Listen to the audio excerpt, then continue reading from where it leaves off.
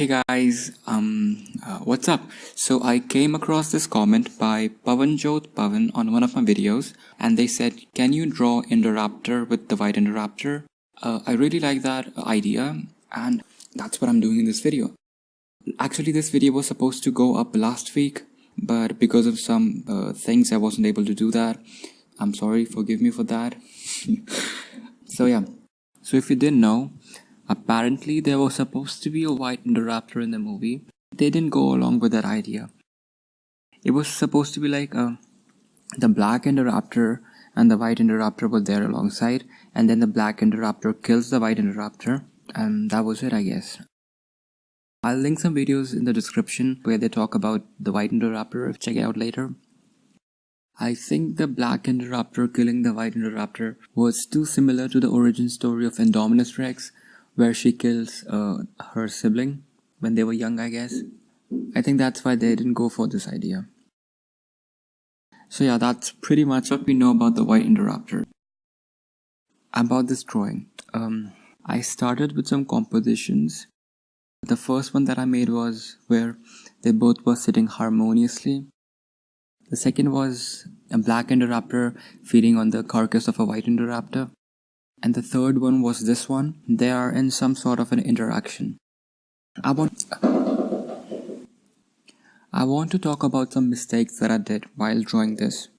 That's one of the main reasons why I'm in this video, to discuss the mistakes that I've made and that you should not make.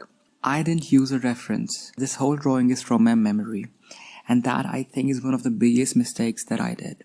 You might think that you're a Michelangelo or Da Vinci and you can make beautiful drawings from your memory, but even Michelangelo and Da Vinci used to have a reference for their drawings.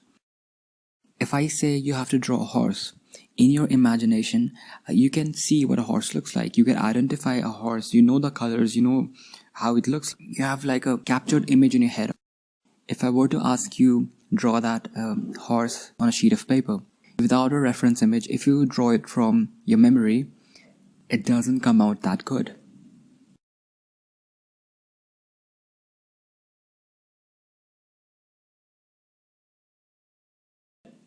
I'm not saying you're a bad artist. I'm just saying if you use a reference image, there are better chances that you'll produce a better work. So use a reference. That being said, I'm not saying you need to copy every single part of it. Drawing from memory is a good practice.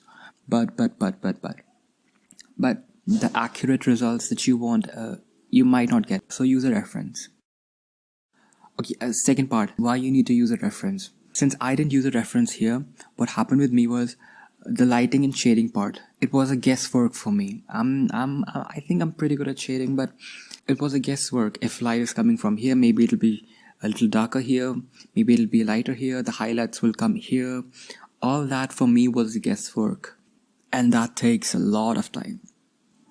Or I should say that wastes a lot of time. And you don't want that. Time is very important.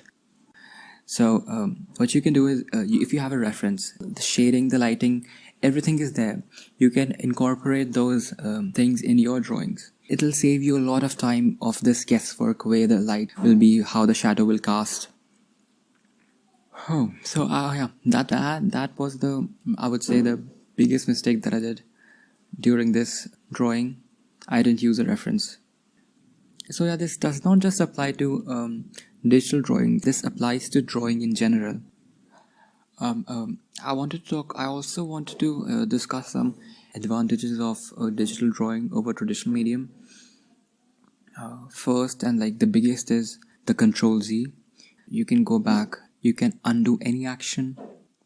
The second would be the eraser tool. You can erase any mistake without leaving an impression. You can erase any mistake without destroying your art. But in traditional medium, you can hide your mistakes, but still every brush stroke counts. And also, I would say in digital medium, you save a lot of money on art supplies. You have a software that can emulate a sheet of paper, that can emulate brushes and brush strokes, and even other kinds of effects.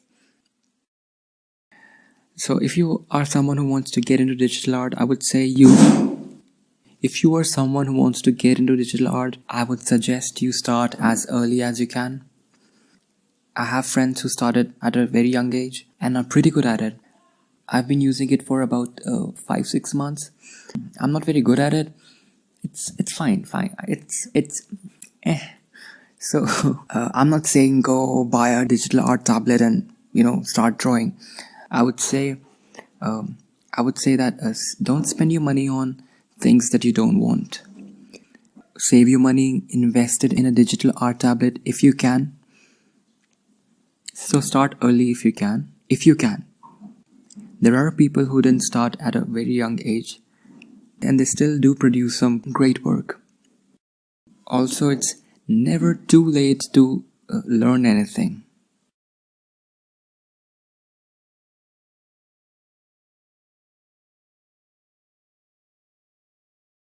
I guess that's all that I have for this video. If you do digital drawings and if you want to give some feedback, I would love to read some constructive feedback in the comment section. So before the video ends, please like, subscribe, comment below what you think about the video, and I'll see you soon. Bye.